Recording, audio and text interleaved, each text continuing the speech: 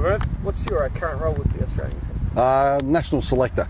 So David Boone's been out here for the 2020s and the first couple of one-days, and I've just replaced him for the last 3 one-days and the 2 test matches.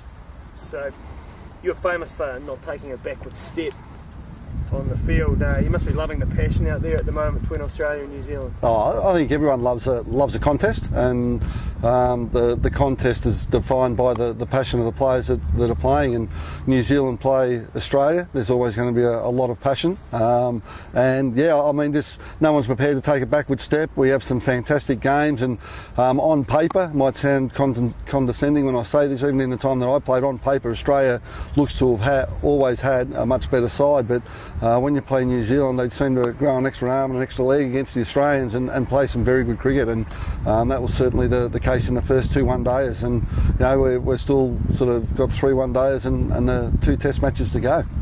What are your favourite memories of playing against New Zealand? Oh, Mark Greypatch. Just Mark Greypatch. Every favourite memory includes Mark Greypatch. Mate, I suppose to play against New Zealand, you know, you can understand what Mark Greypatch would be doing now as coach. It's a real them against us attitude and approach, and he played the game exactly the same way. You wouldn't say he was the most talented player that ever played, but certainly his desire and commitment was there, and just what he brought to the game was fantastic. He was a hard bloke to play against on the ground, but off the ground he's the first bloke to have a beer with you, and that's what I admired about him so much. You've got a number of bowlers who can bowl 140 plus. What's the secret? Vegemite. Must be Vegemite. No other country seems to have it, do they? So, listen, I suppose junior development programs, and with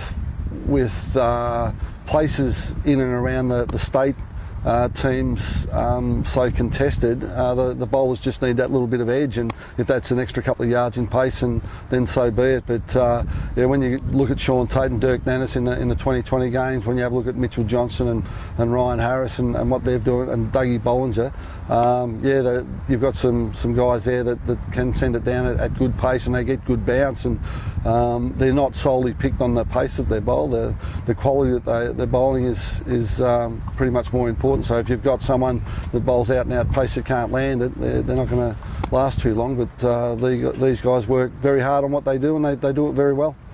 You've been clocked? Yeah, got clocked a couple of times. Nightclub in Auckland once. No, listen, I suppose the radar guns have come a long way since we played.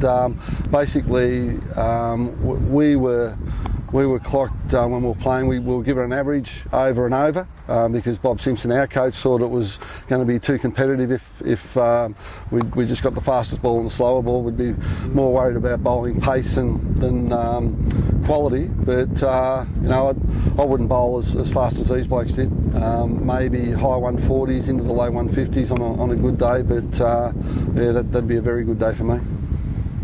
You and Bernie probably have the most famous moustaches in world cricket. Is that a requirement for selectors now to have a moustache? Oh, well, we look at Jamie Cox and Andrew Hilditch, and they're sort of the baby-faced assassins, I suppose. But no requirement. It's just the way that it's worked out. You know, Bernie loves his moustache, and you know, mine's going a little bit grey now and looking a little bit withered, but it's still there. So I'm working on the theory, if I grow it long enough, now I might be able to sort of brush it back over my head to cover my head up, because there's not much hair there, so we'll see what happens there. Have you ever shaved it off? No. Grew it in 1985, and it's been on since. Well, I'll go back.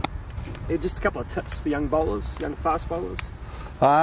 Mate, train hard. That's all the tips that you can get. I suppose the biggest tip I got as a 15, 16-year-old was the harder you work through the easy times, the easier it becomes through the hard times. So the more work you do at training where you can slacken off and you've got the ability to slacken off, the harder you work there, the easier it becomes when it's 30, 35 degrees, the opposition's done for 120.